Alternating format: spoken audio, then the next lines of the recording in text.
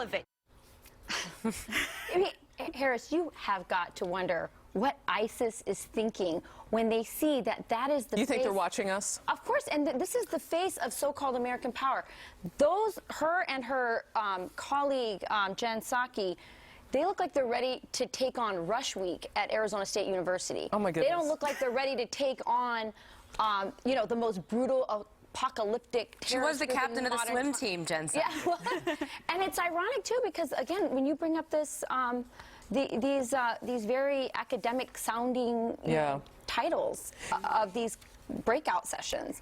It's not serious. Well, he is an academic, though. That's the perspective that this president is coming from. I think he thinks that he can get everyone into a classroom or a summit and break things down, and that's how you're going to solve something. He's not really acting like a commander-in-chief that has to actually think about things like boots on the ground, like practical solutions to these things. But he's thinking like, and that's where he comes at from all angles all the time. And you've got a great perspective on this, too, because that's your background, too, academia. So when you look at this, can you overlay that, though, onto a tapestry of action? Because I think that's all that really counts here. Like, it's fine if you want to sit around a room and talk about it, but is that going to motivate anybody?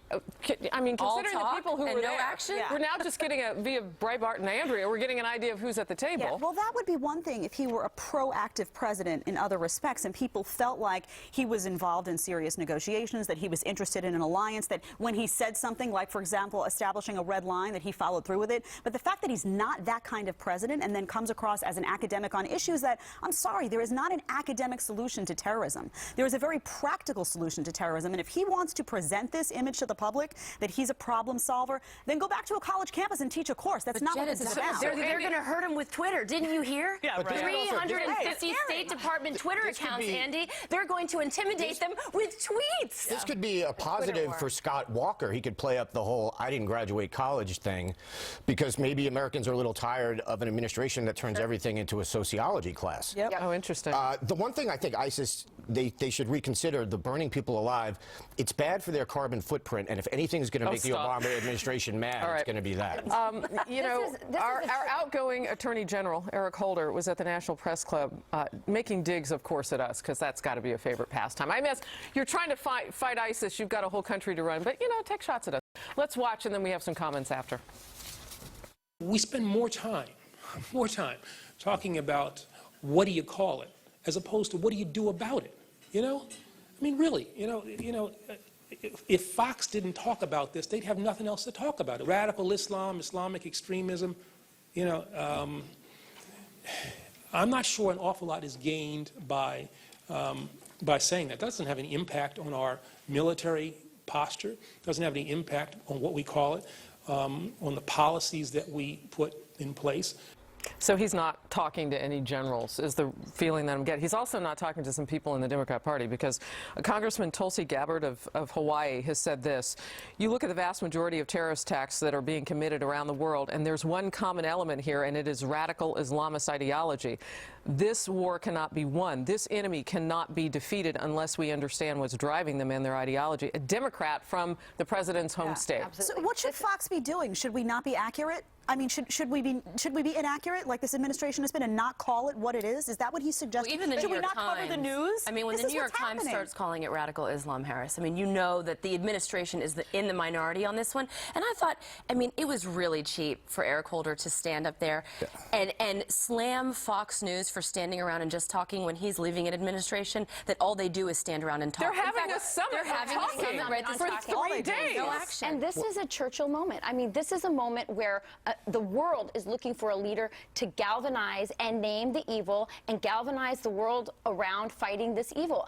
And if you think about this, I mean, think about that image of Winston Churchill. What's the first thing that President Obama did when he entered the White House? He removed the bust of Winston Churchill. So if anybody out there is waiting for him to take up that kind of, stand against it, it's never going to happen. It's just not in his DNA. Well, two things happened there. I bet Hillary Clinton, if she's watching, is saying, "Oh my goodness, they did get me confused with Mr. Obama." Yeah. Anyway, real quickly, your last thought. They sit there and they talk about the root causes, but how do you talk about the root causes if you don't call something what it is. Yeah. It makes absolutely no sense. And they make it really easy for us. They call themselves the Islamic State. They put Islamic in the name. Right. Yeah. They're not Right. hiding it. Real quickly, there is some thought now that there is flight capability with some of the extremists, as they call them, or radical Islamists in northern Libya now, who have attacked an airport up there. So their affiliation with ISIS is still questionable, but if they are affiliated, can you think if they have warplanes? Because they've been taking over parts of that country. So that's something that we're watching unfold today. We'll keep everybody posted on that. No major scandals at the White House in the past 6 years, really? That claim is coming from a former senior advisor. The list, on the other hand, says otherwise, if you're keeping score. And speaking of scandals, first he refused to acknowledge any wrongdoing, and now Alex Rodriguez is issuing a handwritten apology. It's a letter to his fans. Interesting timing, too, because the Yankees are just about to decide what to do with him after a season-long suspension. And oh my goodness, as my 5-year-old likes to say, there's so much more from the couch after the TV version of us wraps up. Go overtime with us. Head to the web. Go to foxnews.com/outnumbered. Click on the overtime tab. And the live chat is better when you show up. So sign on with your Twitter and Facebook. Chime in while you tune in. OT, baby. Stay close.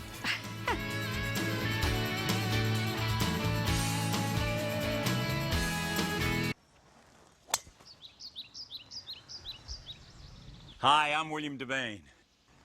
You remember the crash of 2008? That was rough. The government bailed out the banks, but who bailed us out? I didn't get any money. Did anyone replace what you lost in your retirement? Lesson learned. Protect yourself now and transfer your